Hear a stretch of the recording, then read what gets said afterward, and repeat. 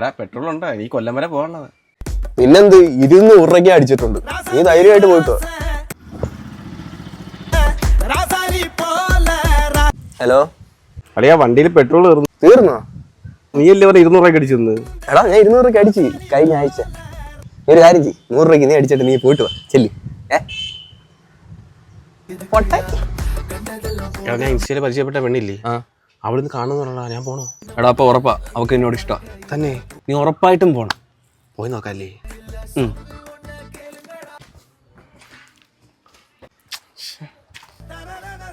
എടാ അവളിതുവരെ വന്നില്ല, വിളിച്ചിട്ടാണെ എടുക്കുന്നില്ല. എന്ത് ചെയ്യും ഇപ്പം?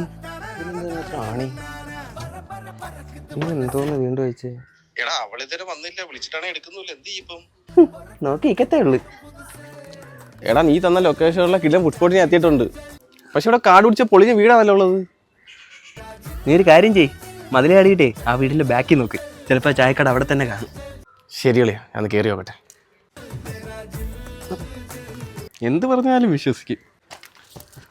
ഒരു മണ്ടൻ തന്നെ.